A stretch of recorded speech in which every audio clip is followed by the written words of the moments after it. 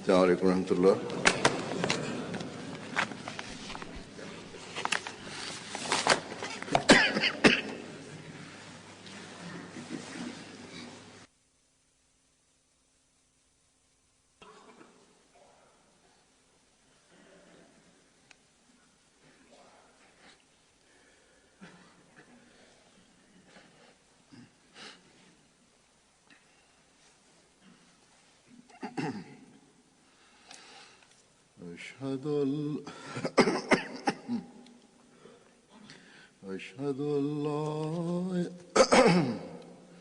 أشهد أن لا إله إلا الله وحده لا شريك له وأشهد أن محمدا عبده ورسوله أما بعد فأعوذ بالله من الشيطان الرجيم بسم الله الرحمن الرحيم الحمد لله رب العالمين الرحمن الرحيم مالك يوم الدين إياك نعبد وإياك نستعين اهدنا الصراط المستقيم صراط الذين أنعمت عليهم غير المغضوب عليهم ولا الضالين.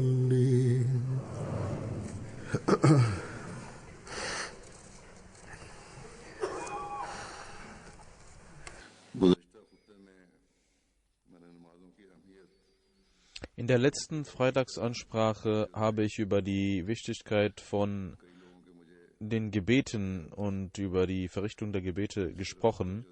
Ich habe viele persönliche Briefe erhalten, dass man sich nun dahingehend aufmerksam macht, und man war sehr besorgt über die Schwächen und die Menschen waren auch beschämt über ihre Schwächen.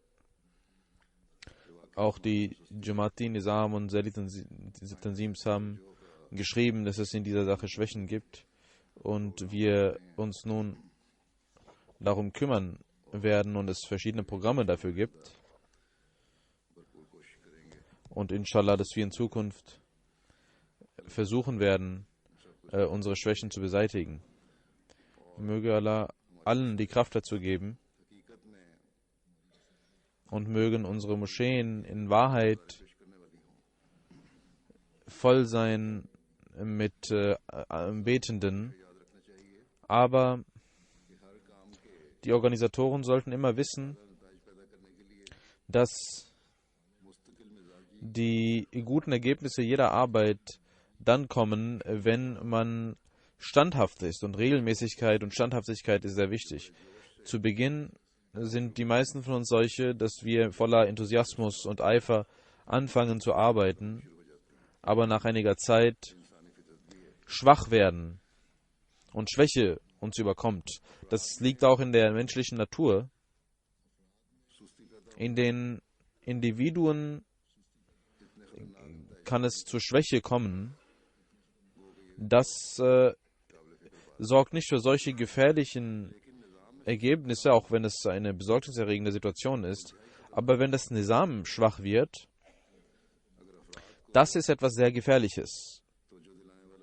Wenn die Mitglieder der Jamaat, diejenigen, die die Mitglieder der Jamaat darauf aufmerksam machen müssen, wenn diese schwach werden oder in ihrer Arbeit uninteressiert sind, dann wird es schwer, die Menschen zu reformieren. Gemäß dieser natürlichen Veranlagung ist es wichtig zu reformieren, und sowohl die Zali Tanzims als auch das Nizam der Jamaat sollten ihre Arbeit und vor allem jene Arbeit, die Allah als Sinn unseres Lebens bezeichnet hat. Dafür sollten wir ein solches Programm an den Tag legen, dass wir mit der Zeit nicht schwach werden, sondern jeder unserer Tag in Richtung Fortschritte geht.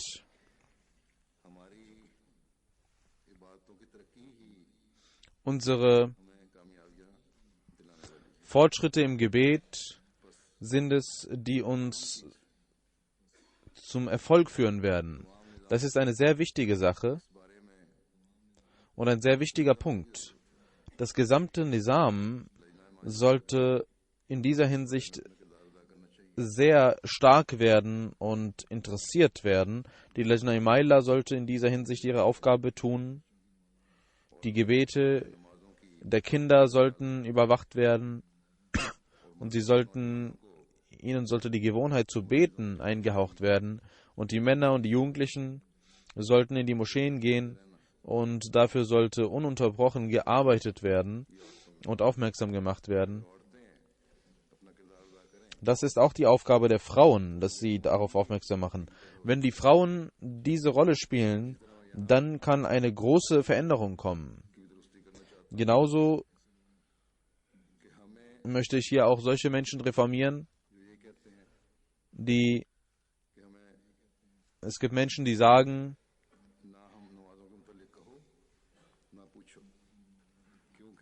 dass wir nicht nach unseren Gebeten gefragt werden sollen, weil sie meinen, das ist eine Sache zwischen uns und Gott, eine persönliche Angelegenheit. Viele Frauen beschweren sich, dass wenn wir unsere Männer darauf aufmerksam machen, dann streiten die sich. Solchen Menschen sage ich, dass dies sicherlich eine Sache zwischen Gott und dem Menschen ist, aber aufmerksam zu machen und zu fragen, ist die Aufgabe des Nizam-e-Jamaat. Genauso ist es auch die Aufgabe der Ehefrauen, dies zu tun. Sondern es ist vielmehr eine Pflicht, dass sie das tun. Wenn es nur ausreichen würde, dass es unserem eigenen Interesse und unserem eigenen Willen entspricht, ob wir beten oder nicht, und dass wir morgens nicht aufstehen können und deswegen wir nicht geweckt werden wollen. Wenn das eine Willenssache wäre, die Sache des eigenen Willens wäre, dann hätte der heilige Prophet Muhammad sallallahu alaihi wasallam nicht dem Mann und der Frau gesagt, dass derjenige, der zuerst für das Gebet aufsteht, den anderen wecken soll. Und wenn der andere nicht wach wird, dass man mit Wasser auf das Gesicht spritzen soll. Und an einigen Stellen hat der heilige Prophet Muhammad sallallahu alaihi wasallam mit gewisser Härte auch dies gesagt. Ich hatte auch einige Ahadith, einige Überlieferungen genannt. Es ist also falsch zu denken, dass wir frei wären in dieser Sache und dass das eine Sache zwischen uns und Gott wäre. Das Nizam, mit dem wir uns verbinden und verbunden haben, wenn dieses seine Jamaat überprüft und dahingehend auch fragt, ob man betet oder nicht, dann sollte man nicht wütend werden und mit Wut und Zorn antworten, sondern kooperieren. Wenn der Mensch selbst betet und die anderen aufmerksam macht und sagt, dass ich bete, bei Jamaat bete, dann ist das nicht gut. Wenn man voller Stolz sagt, ich bin jemand, der betet und ihr nicht. In der Tat ist das Gebet wichtig, dass man jedem die Wichtigkeit des Gebets aufmerksam macht und dass man Allah und seinen Propheten, den Geboten Allahs und seines Propheten sallallahu alaihi wasallam folgt, und jeder sollte dies versuchen.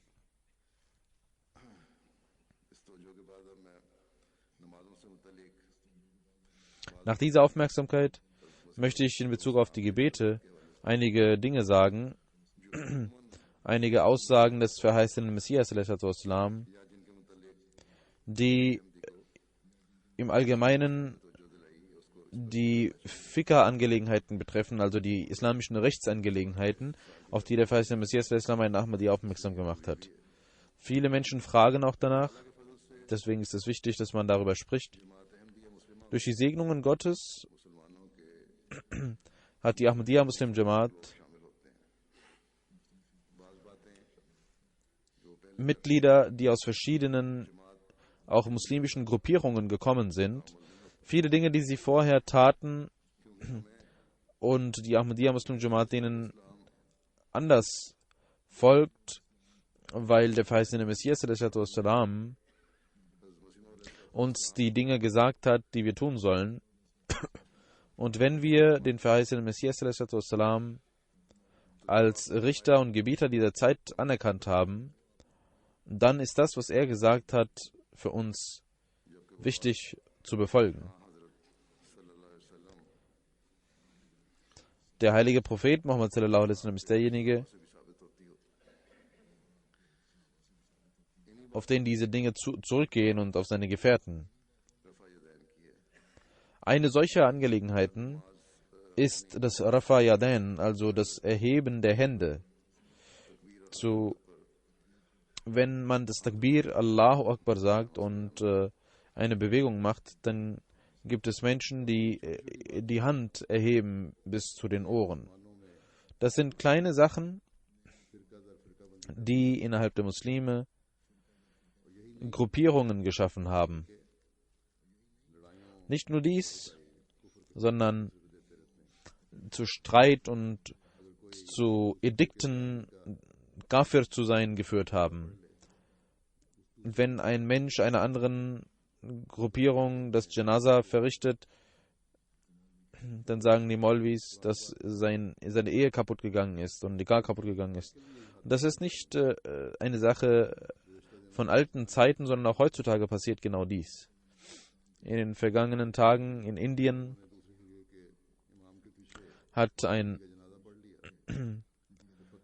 haben die Menschen einer Gruppierung gegen ein Janaza eines Menschen verrichtet von einer anderen Gruppierung, und es kam in der Fatwa, dass ihre Ehe kaputt gegangen ist und alle Nikahs wurden noch einmal verlesen vom Maulvi.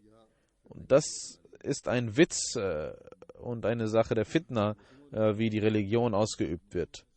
Der verheißene Messias sallallahu alaihi wasallam, der gekommen war, um alle Streitereien zu beseitigen, hat gesagt, er ist der Hakam und Adl, also der Richter und Gebieter dieser Zeit, und mir sollt ihr folgen. Und er hat uns die Lösungen dazu gegeben. Die kleinen Unterschiede, die es gab, hat er auch als erlaubt bezeichnet, dass man beides tun kann, wenn es Kleinigkeiten sind. Beispielsweise über das Erheben der Hände, sagte der verheißene Messias sallallahu alaihi wasallam, es schadet nicht, ob das jemand tut oder nicht tut. In den Ahadith gibt es beide Varianten, und die Wahhabis und Sunniten tun dies auch, denn sie machen eine Gruppe erhebt die Hände, die andere nicht. Es scheint, dass der heilige Prophet Muhammad sallallahu alaihi wasallam einmal das getan hat und später das nicht getan hat und davon abgelassen hat. Das heißt, der heilige Prophet Muhammad sallallahu alaihi wasallam hat es nicht wiederholt getan. Und einige Menschen glauben daran, man braucht sich darüber also nicht zu streiten. Aber der verheißene Messias sallallahu alaihi wasallam hat jene Praxis weitergeführt, die der heilige Prophet Muhammad sallallahu alaihi wasallam wiederholt weitergeführt hat. Darüber gibt es auch eine Überlieferung. Hazrat Sahib Zada Mirza Bashir Ahmad Sahib schreibt, Hafiz Nur Muhammad Sahib aus Faizullah Chak fragte mich, einmal fragten wir den verheißenen Messias sallallahu alaihi wasallam, dass die Surah Fatiha und das Erheben der Hände und Amin, was sagen Sie dazu? Er sagte, es ist aus den Ahadith bekannt, dass man beides machen kann.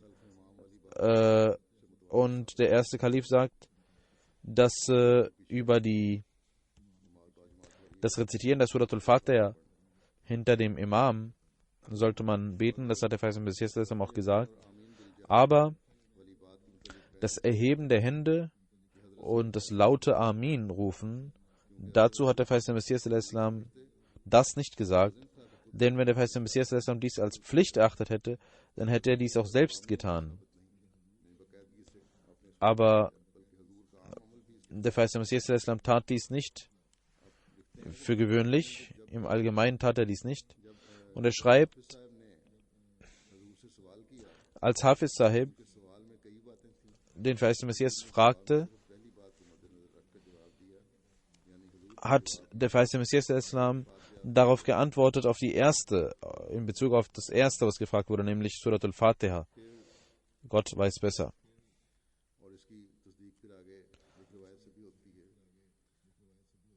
Dann gibt es eine Überlieferung,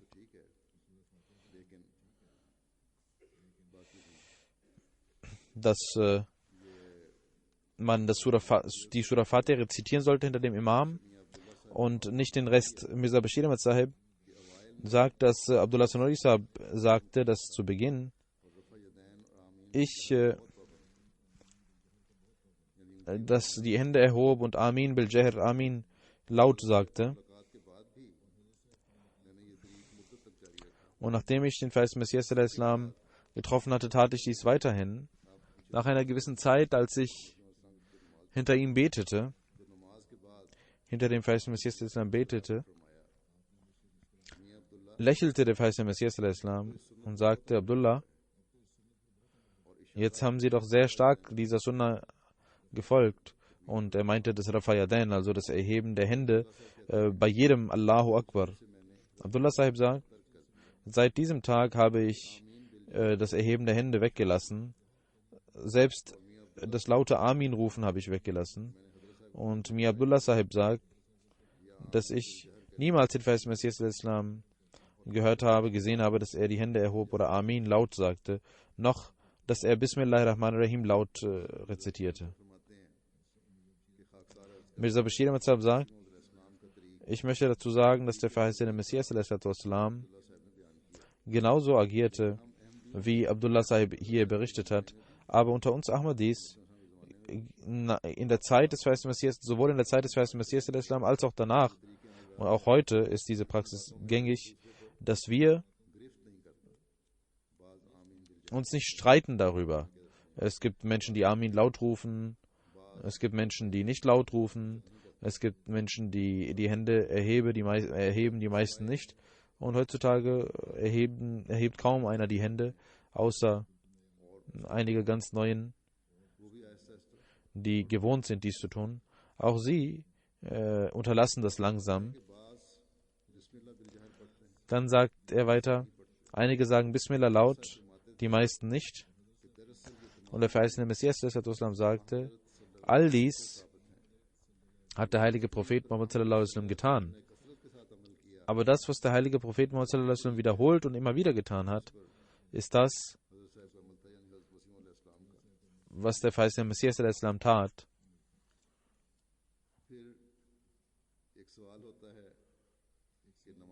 Dann gibt es die Frage, wie man die Hände im Namaz, im Gebet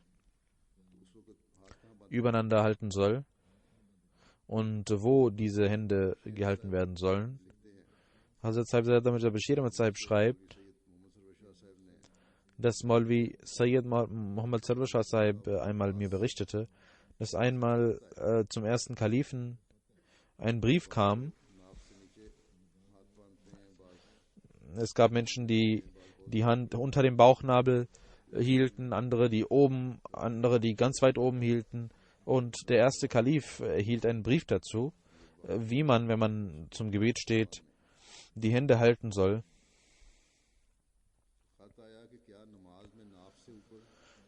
Und der Brief kam und dort stand, gibt es ein Sahih Hadith, ein authentisches Hadith, dass man die Hände über den Bauchnabel halten soll. Maulvi Sahib legte diesen Brief dem Vers Messias Islam vor und sagte, dass die Ahadith, die es dazu gibt, sind nicht zweifelsfrei.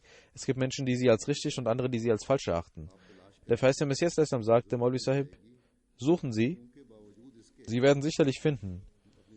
Denn der Vers der Messias Islam sagte, obwohl alle zu Beginn Hanafi waren, wollte ich nie die Hände unter dem Bauchnabel halten. Das habe ich nie gemocht, dass man weit unten die Hände bindet, sondern immer über dem Bauchnabel.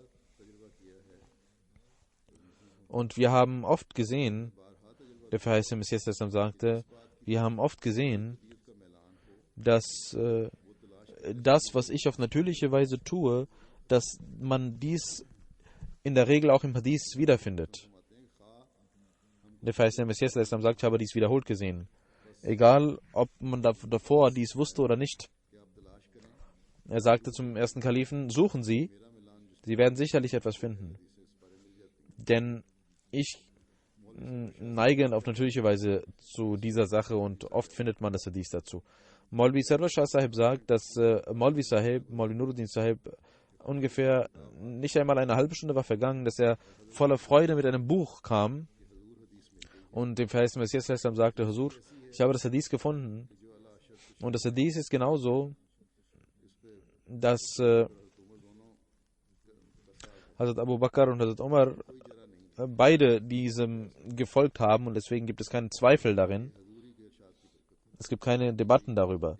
Und er sagte, das ist eine Segnung gemäß der Aussage des verheißenen Messias, nämlich der heilige Prophet Muhammad pflegte die meiste Zeit die Hände über dem Bauchnabel zu halten. Hazrat Haji Ghulam Ahmad Sahib sagt, dass ein Mensch fragte, wo man die Hände binden soll.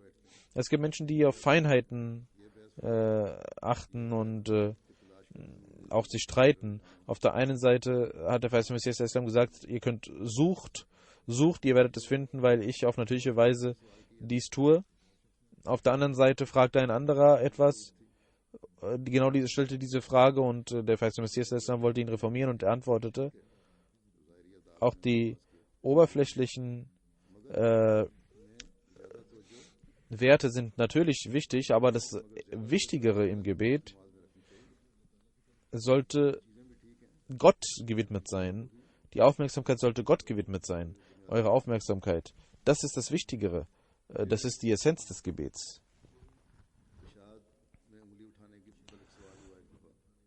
Dann gibt es die Frage über beim At-Tahiyyat, ob man den Zeigefinger erheben sollte und warum man diesen Zeigefinger erhebt. Der verheißene Messias antwortete, die Menschen pflegten in der vorislamischen Zeit, diesen Finger für eine Beschimpfung zu nutzen. Deswegen wird das auch als Schimpffinger bezeichnet und der heilige Prophet Muhammad reformierte die Menschen und sagte, du sollst diesen Finger erheben, ihr sollt diesen Finger erheben, um die Einheit Gottes zu bezeugen. Das ist ein falscher Name, den ihr diesem Finger gegeben habt. Das ist nicht ein Finger, um zu beschimpfen, sondern das ist ein Finger, um die Einheit Gottes zu geloben. Und die Araber, sagte Vers Messias Islam, pflegten 5-mal am Tag zu trinken und deswegen gab es das 5-malige Gebet. In der Niederwerfung und in der Verbeugung wurde die Frage gestellt, ob man dort Gebete aus dem Heiligen Koran rezitieren kann. Maulvi Abdul Qadir Sahib fragte, ob man im Ruku, also in der Verbeugung und im Sajda, in der Niederwerfung, koranische Gebete rezitieren kann. Der verheißene Messias sagte, im Sajda und Ruku, das ist ein Zustand der Demut, ein Zustand der großen Demut. Und das Wort Gottes benötigt eine Erhabenheit und Majestät. Außer wenn es gibt in den Überlieferungen keine Beweise dafür, dass der heilige Prophet Muhammad im Ruku oder Sajda Koran rezitierte oder koranische Gebete rezitierte. Hazrat Sahibzada Mirza Bashir Ahmad Sahib sagt dazu, dass Mir Khairdin Sahib mir schrieb, dass einmal der verheißene Messias ﷺ sagte, du sollst im Gebet viel beten, im Namas viel beten. Und zwar in deiner eigenen Sprache sollst du viel beten. Aber das, was der heilige Prophet Muhammad ﷺ zu sprechen pflegte, auch das solltet ihr in den gleichen Worten rezitieren. Zum Beispiel im Ruku, Subhana Rabbi al-Azim, und in der Sajda Subhana Rabbi al-A'la. Danach sollt ihr in eurer eigenen Sprache beten. Dann sagte Verheißene Messias, in der Verbeugung und in der Niederkniung, im Sajda und im Ruku sollt ihr nicht den Heiligen Koran rezitieren, denn das ist das Wort Gottes und ist erhaben, und Ruku und Sajda ist ein Zustand der Demut. Deswegen sollt ihr den Respekt gegenüber dem Heiligen Koran beachten und das dort nicht verrichten. Einmal fragte jemand den zweiten Kalifen, warum es verboten ist, in der Sajda koranische Gebete zu rezitieren, obwohl man dort so sehr beten kann, demütig beten kann. Deswegen sollte man doch beten, damit es anerkannt wird. Also Muslim Maud sagte, ich habe immer daran geglaubt, dass man in der Sajda beten kann, Koran beten kann, aber danach habe ich eine Referenz des verheißenen Messias ﷺ gefunden, in der er es verbat, dies zu tun, und dass es nicht gut ist, dies zu tun. Genauso in Musnad Ahmad gibt es ein Hadith, das dies belegt. Der zweite Kalif sagt, wenn ich das nicht gefunden hätte, auch diese Belege nicht gefunden hätte, trotzdem dein Beweis, denke ich nicht, dass es vernünftig ist, sagte der Muslim, dass die Niederwerfung eine Zeit der Demut ist, deswegen man erst recht den Heiligen Koran beten soll. Das ist kein Beweis dafür. Dann sagte Hazrat Muslim Maud, Imam Malik glaubte daran, dass alles, was im Meer ist, erlaubt ist, halal ist. Und einmal kam eine Person zu ihm und sagte, dass es auch Schweine gibt im Meer. Kann man diese essen? Imam Malik sagte, alles, was im Meer schwimmt, ist erlaubt, außer das Schwein. Er fragte weiter. Er antwortete, ich kann nur das antworten, dass alles, was im Meer ist, ist erlaubt, aber Schwein ist verboten. Hazrat Khalifa Sani sagte genau das. Im Sajda ist sicherlich ein Zustand der Demut, aber den Koran zu rezitieren dort in der Niederwerfung ist nicht erlaubt. Das Dua macht den Menschen demütig und der Koran erhebt den Menschen, deswegen soll man den Koran nicht in der Sajda beten. Wenn der heilige Prophet Muhammad ﷺ und der verheißene Messias ﷺ dies getan haben und wir diesen Beleg haben, dann sollte man keineswegs dagegen agieren, auch wenn wir es nicht verstehen sollten. Wir werden dem folgen, dem Gebet folgen. Im Ruku, in der Verbeugung, es gibt Menschen, die im Ruku kommen und jeder weiß seit der Kindheit, dass man das Rakat, wenn man spät kommt und im Ruku in der Verbeugung teilnimmt, dann hat man diesen Durchlauf, muss man nicht wiederholen. Und es wurde diese Frage gestellt, ob das Rakat dadurch verrichtet wird, wenn man im Ruku kommt. Und der verheißene Messias Islam fragte einige Ulama dort. Es gab verschiedene Meinungen von den Rechtsschulen. Letzten Endes entschied der verheißene Messias Islam und sagte, ich glaube daran, dass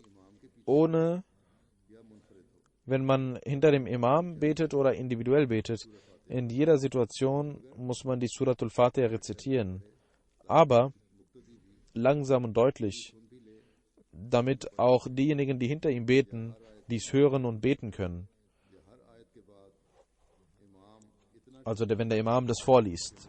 Oder der Imam soll so langsam beten, dass auch die hinter ihm Betenden mitkommen. Jedenfalls sollte man den Hinterherbetenden die Möglichkeit geben, sowohl zu hören als auch zu rezitieren.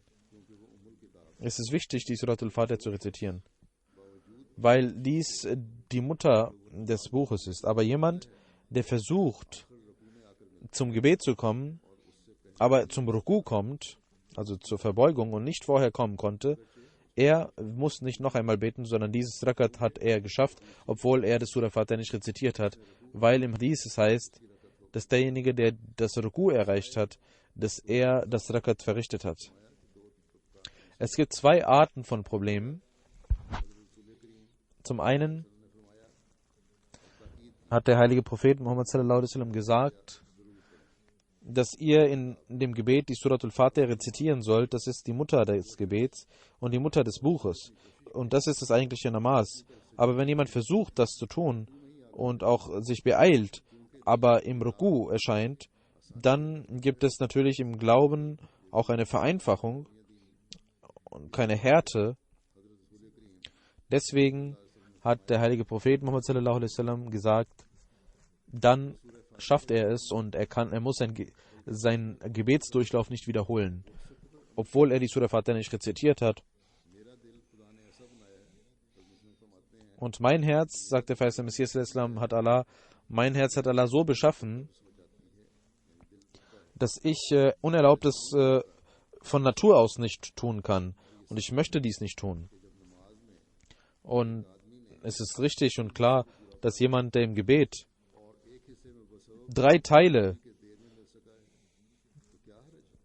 des Gebets erreicht hat und einen Teil nicht erreichen konnte, dann ist es okay und erlaubt und man kann diesem folgen, diesem Ausweg. Aber jemand, der von selbst bewusst sich nicht beeilt und spät kommt, er verrichtet kein richtiges Gebet, weil er bewusst zum Gebet spät kommt. Dann über die Surat al-Fatiha hat Hazrat Mirza Bashir Ahmad Sahib gesagt, Maulvi Sher Ali Sahib sagte, dass der verheißene Messias mit voller Härte sagte, dass ein Betender hinter dem Imam auch die Surah Fatiha beten sollte.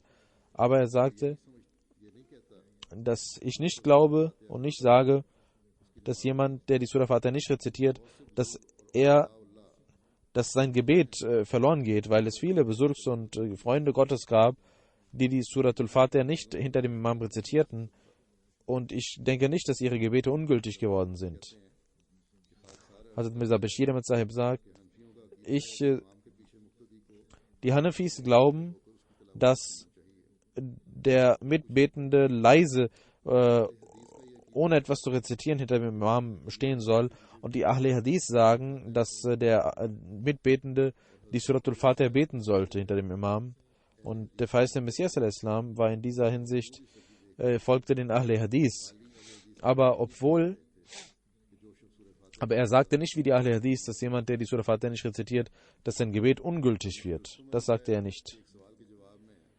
Munshi Rustam Ali Sahib stellte einmal eine Frage und der verheißene Messias al-Islam antwortete ihm per Brief und sagte, dass das Gebet auch ohne Surah Fatiha gültig ist, aber es ist besser, dieses zu rezitieren hinter dem Imam. Wenn der Imam schnell betet, soll man 1, 2 Verse auf jeden Fall beten. Und die hinter ihm beten, können beten, wie viel sie schaffen. Hinter ihm.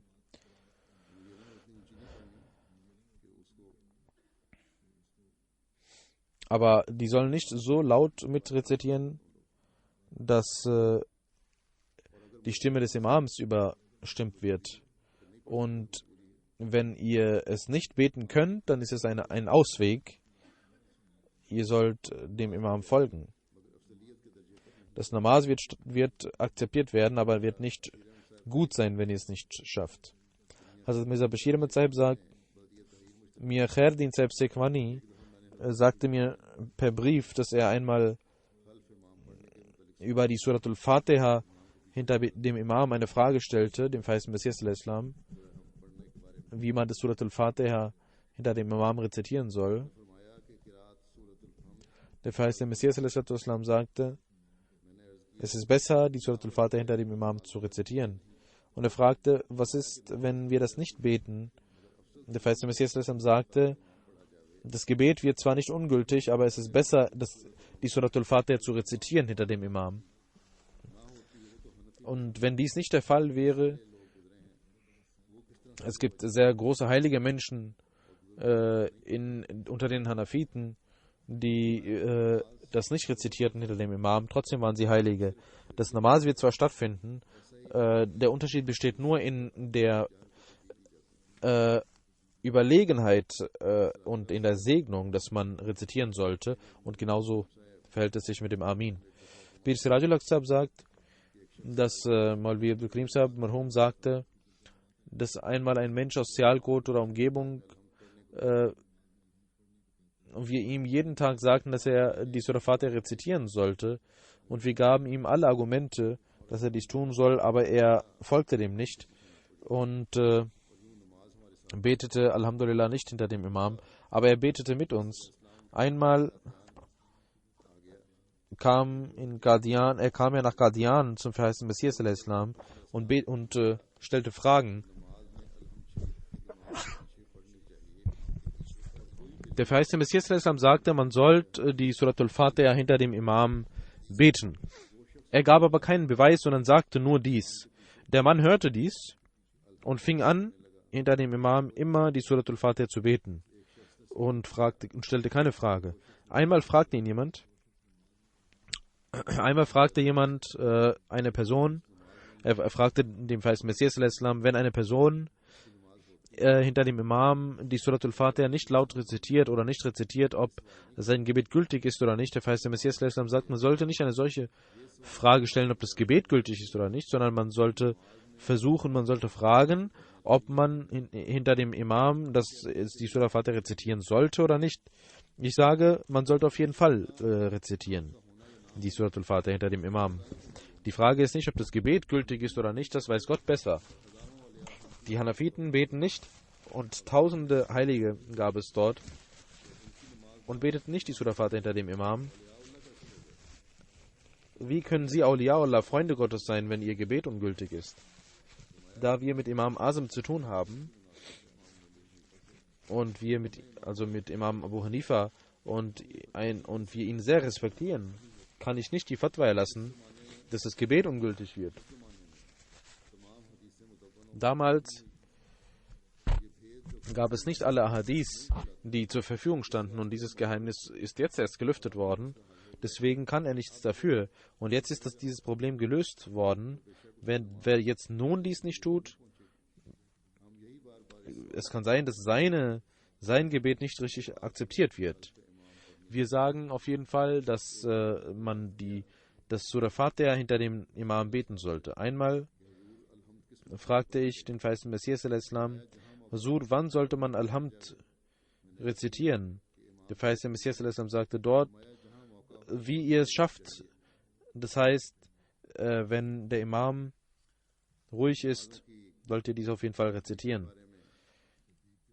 Über die Reihenfolge der Gebete, es gibt Gebete, zum Beispiel Zohr, Asr und Maghrib Isha, die manchmal zusammengelegt werden, und diejenigen, die später kommen, wissen nicht genau, welches Gebet läuft.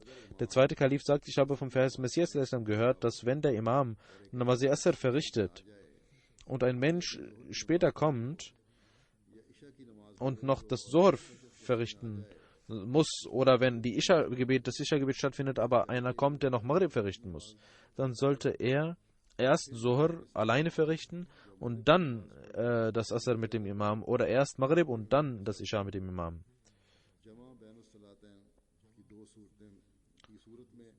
Es gibt, wenn die Gebete zusammengelegt werden und ein Mensch kommt,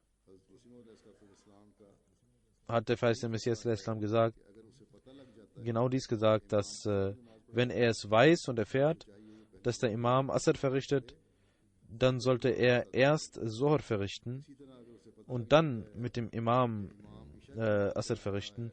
Und genauso, wenn er erfährt, dass der Imam Isha verrichtet, soll er erst Maghrib verrichten und dann mit dem Imam das Isha-Gebet. Aber falls er es nicht erfährt, welches Gebet gerade verrichtet wird, dann, falls er es nicht weiß, dann soll er mit der Jamaat beten. Dann wird sein Gebet genau das sein, was der Imam verrichtet hat. Dann kann er später sein verpasstes Gebet verrichten. Zum Beispiel, wenn Isha-Gebet verrichtet wird und ein Mensch in die Moschee kommt, der noch Maghrib beten muss. Und wenn er erfährt, dass dies das Isha-Gebet ist, dann soll er Maghrib verrichten.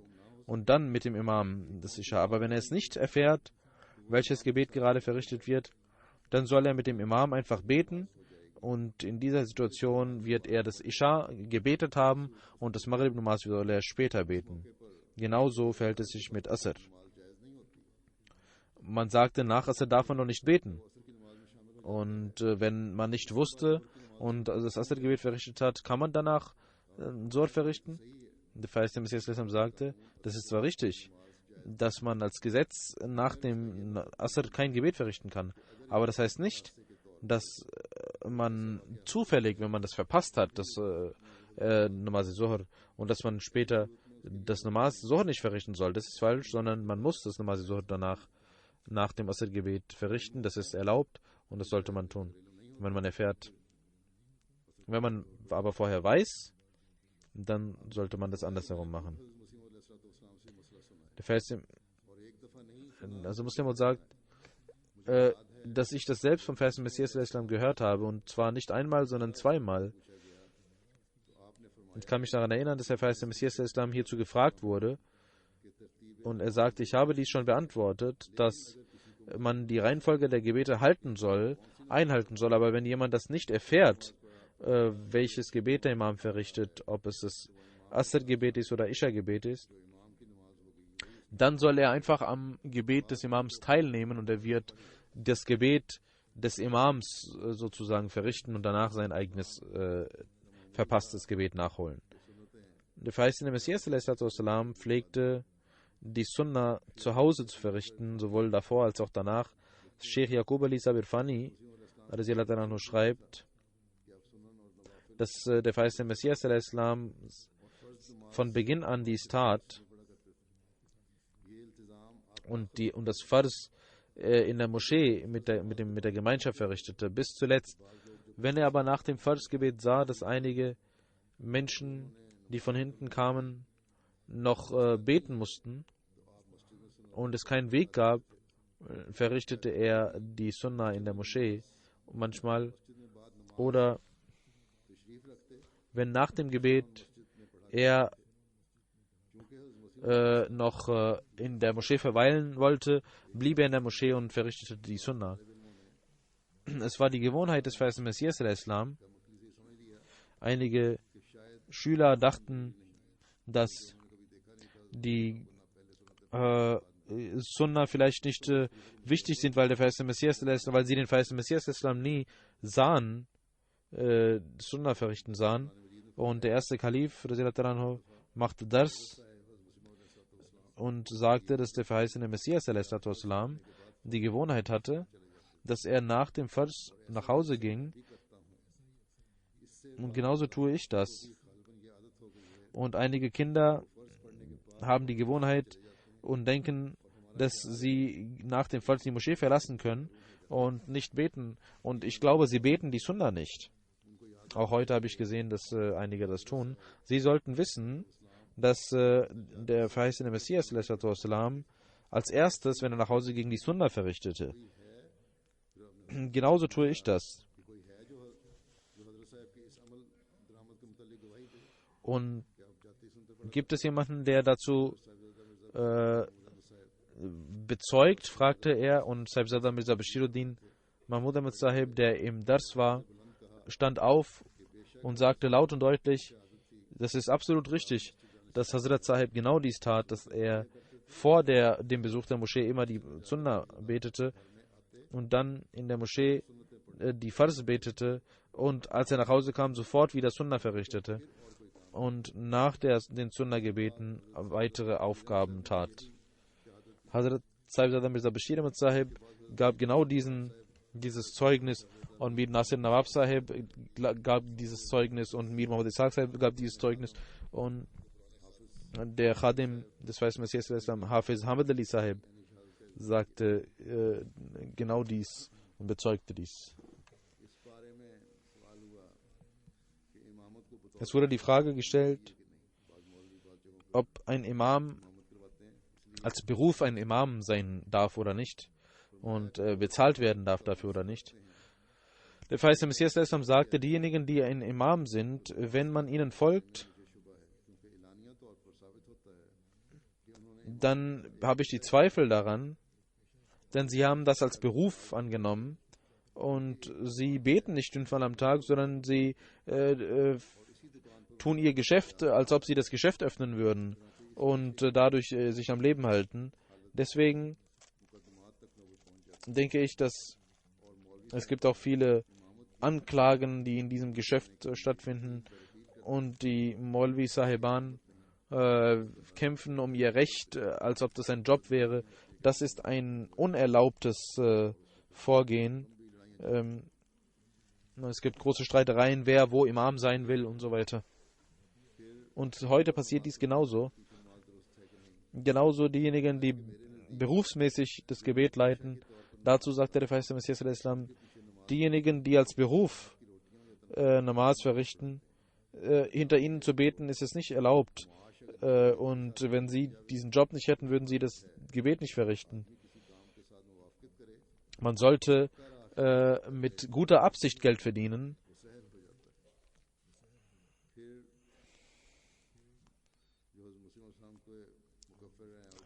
Dann sagte Verheißene Messias al-Islam, diejenigen, die ihn als Kafir ansehen, ob man hinter ihnen beten darf, das ist absolut verboten. Diejenigen, die ihn als Kafir bezeichnen, hinter ihnen zu beten, ist es nicht erlaubt. Und der Verheißene Messias sagte, es ist nicht erlaubt, dass irgendjemand aus meiner Jamaat hinter ihnen betet. Kann ein Lebendiger hinter einem Toten beten? Nein. Ihr sollt wissen, dass genauso wie Gott mir gesagt hat, ist es für euch nicht erlaubt, hinter einem Menschen, der mich als Kafir bezeichnet, zu beten, sondern ihr sollt einen Imam unter euch auswählen. Und das steht auch im Hadith, im Bukhari, Imamukum minkum, ein Imam unter euch. Hinter den Fremden zu beten, warum dies nicht erlaubt ist, dazu sagte der Verheißene Messias al-Islam. Jemand stellte die Frage, dass diejenigen, die ihnen nicht gehorchen und nicht ihre Anhänger sind, sie haben uns nicht erlaubt, hinter ihnen zu beten. Weshalb? Der Verheißene Messias al-Islam sagte, diejenigen, die voreilig waren und Argwohn zeigten und diese Jamaat geleugnet haben und diese Zeichen nicht sehen und den Problemen des Islams sich nicht darum kümmern. Allah sagt im Heiligen Koran dazu, dass Allah nur das Gebet der Gottesfürchtigen annimmt. Deswegen sollt ihr nicht hinter einem Menschen beten, dessen Gebet gar nicht akzeptiert werden kann.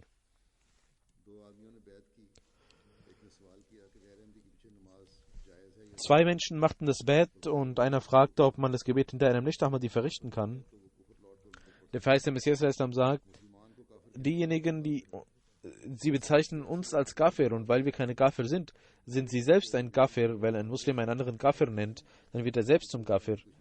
Und es gibt Menschen, die nichts sagen, die uns gar nicht als Kafir bezeichnen, die ruhig sind, aber sie gehören genau zu diesen Menschen. Hinter ihnen zu beten ist auch nicht erlaubt, weil sie in ihrem Herzen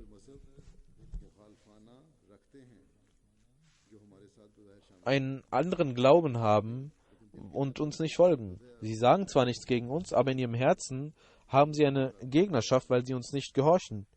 Deswegen ist es nicht erlaubt, hinter ihnen zu beten. Dieses Thema wurde diskutiert und der Verheißene Messias sagte, ihr sollt geduldig sein und nicht hinter denen beten, die uns nicht folgen. Das ist besser und das ist frommer und rechtschaffener und darin liegt euer Sieg. Und das ist auch das Mittel zum Fortschritt dieser Jamaat. Schaut, es gibt in der Welt Menschen, die ihre Feinde mit ihren Feinden nicht mal sprechen. Und ihr sollt nur für Gott leben.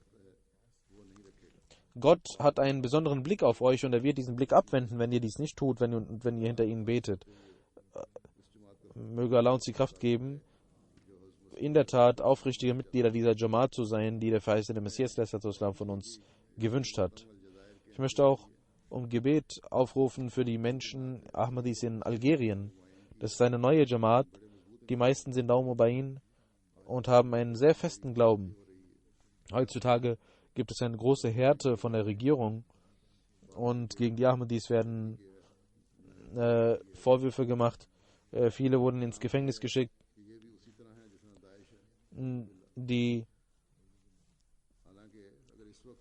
Der Vorwurf lautet, dass diese Menschen genauso wären wie der IS, Nauzubillah, Gott bewahre.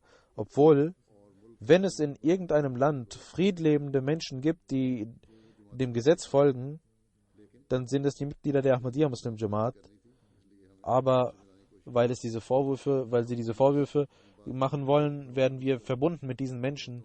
Und die Polizei ist in einige Häuser eingedrungen, hat Frauen die Parda abgelegt und einer hat gesagt, ihr sollt das Kopftuch ablegen und einer kam und sagte dies und sie sagte, das werde ich nicht tun, tötet mich, wenn ihr wollt.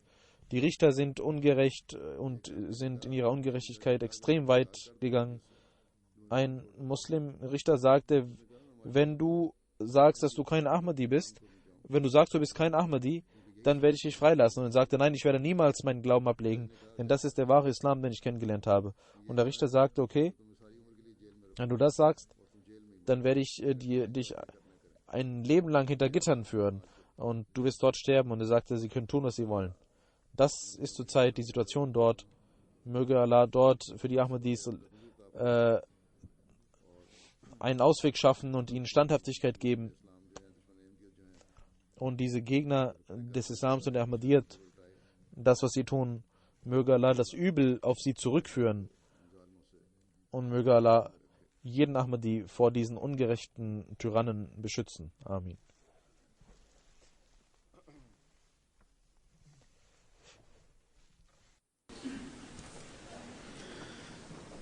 Alhamdulillah, nahmaduhu wa nasta'inuhu wa nastaghfiruhu wa nu'minu bihi wa natawakkalu alayhi wa na'udhu billahi min shururi anfusina wa min sayyiati a'malina.